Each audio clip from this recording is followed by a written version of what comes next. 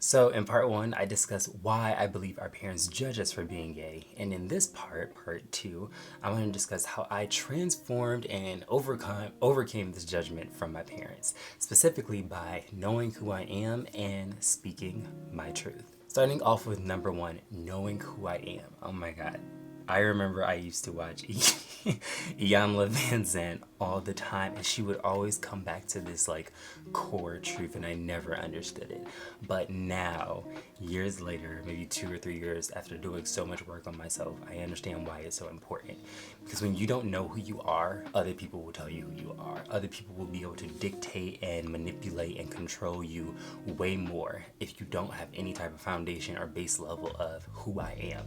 And for me, that base level is specifically what do I believe and why. And it's taken so much time for me to get to a place where I figure out my beliefs, and sometimes they change, which is okay. And I don't make it a scary big thing when my beliefs do change. And that's why I love having conversations with you all in the comments, because some of you have shifted some of my beliefs. I had a straight guy that talked about why he hated femme guys, and even though I don't agree with him on hating femme guys, I did get to a place where I agreed with him on that we sometimes make straight men uncomfortable by pursuing them after they say no, and that's on us. And that shifted my perspective on, oh, it's not just straight men that need to change their perception, or masculine men that need to change their perception, or things like that. Some of us need to do some of the work to help create a more comfortable environment where we're not pushing or making them uncomfortable, which is why we can't even talk to them, why they don't even want to approach us, why we have whatever, why there's fuzziness there. And it's something as simple as that. Having conversations with yourself and talking to yourself as to what's going on. What do you believe? How do you feel? What feelings do you hang on to? What thoughts do you hang on to? What beliefs do you ground yourself in? Or are you just like a tree branch waving in the wind, just going back and forth? Knowing who you are means I know what I believe and why I believe it. And when you get to that place, you can almost just have this foundation and this power of I can do and approach anything. Now, I'm not saying like you're invincible, and if you're in an unsafe environment, you're like not gonna get hurt. So never think that I'm saying that. I'm more so saying when you are in a conversation with your parents and they're questioning everything that you're doing, you can sit down comfortably and just speak your truth. And that brings me to my second part. Once you know who you are, you figure out what you believe and why you believe it. For me, an example is I don't need to go to college to make a lot of money or be successful. There are other ways, which I feel like is a belief that my parents do not believe, or maybe believe, but believe that me going to college was the right way for me to live my life. In addition, me not being gay and not pursuing the gay lifestyle was important for me to not do, for me to be successful and happy. So think about those two beliefs right there. Do you believe that? Have you questioned those beliefs, or are you still operating out of those beliefs that your parents passed down to you way back when you were living under their household? Now that you're not, what do you believe? Why do you believe what do you believe? Wait, that makes no sense. What do you believe, and why do you believe what you believe? So for me, I can be happy and successful as a gay black man. And now that I believe that, when I'm talking to someone, I can speak my truth. And for me, this is where it's almost like you have the concrete and you're mixing it. This is figuring out what your beliefs are, and then you pour it into whatever mode it is. And that, as it's in that mode and it sits there, that is what almost instills it. And that's what speaking your truth is. Speaking your truth almost gives you chances and opportunities to tell people who you are, tell people what you believe, and that reinstills it into your head. So whenever I'm having conversations with folks, I can listen to them without interrupting them and really take in what they're saying.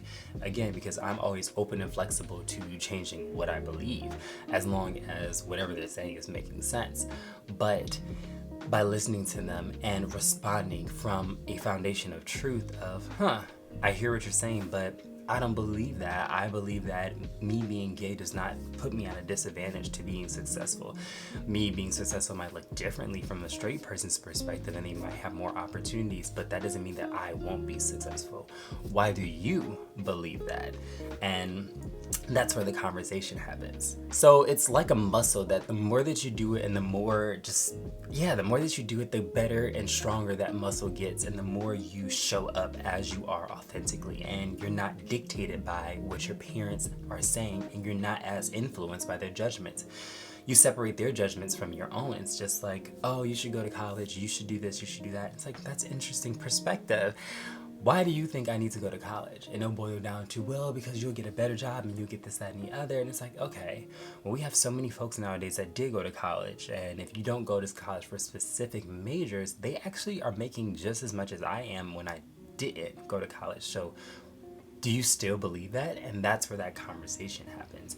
And that muscle continues to grow, and you can show up for yourself and have that power within yourself. Now, I do want to say for me that this took some time. I think that more so I did it with other folks, like my partner, my friends, maybe some cousins, like people that weren't at my parents' level, because they instilled a lot of beliefs in me. So for me to contradict some of those beliefs, specifically Christianity, saying that I do not believe in that, that was like a huge moment for me. So I didn't just right off the bat go there. I just kind of started off small with simple conversations and just being contradictory to some folks, and just being like, actually, I don't agree.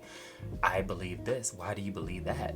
And just getting to a place of, I can speak my truth. I can agree to disagree, but still remain open to hear other people's sides. But just because you believe this does not mean that that is truth for everyone.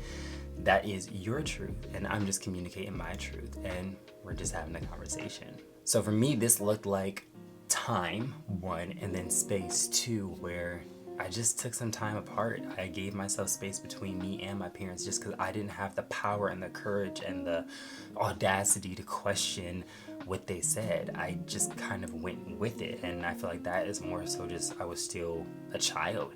Now that I am 27, I'm a full adult, and I've been operating on my own, and I had to figure out what I believe in, what I wanted my life to look like. If I was still operating out of my parents' beliefs, my life would look a lot differently. And I'm wondering, if you are watching this video, are you allowing their beliefs, their judgments of you to influence you today? Or have you reconstructed what you believe? If you believe that gay people won't be successful and they'll be addicted to drugs and alcohol and they just sleep around because somebody told you that, maybe that's why you're doing what you're doing. Do you believe that you can be successful? Do you believe that you being gay puts you at a disadvantage? These are important questions to ask yourself to almost ensure and make sure that you are free from that judgment that you received all those years ago. Lastly, I think it's important to say that with all of this, speaking your truth, there is a way to do this respectfully. So whenever I do it, I'm never doing it in a disrespectful way, at least to the best of my ability. And even that right there is something that I like to slide into conversations is, can you please tell me if I'm being disrespectful? Teach me how to say this better so that I don't say it better. Because my intention is not to be disrespectful. It's to understand where you're coming from and to speak my truth, because it is your job to teach other people how to treat you.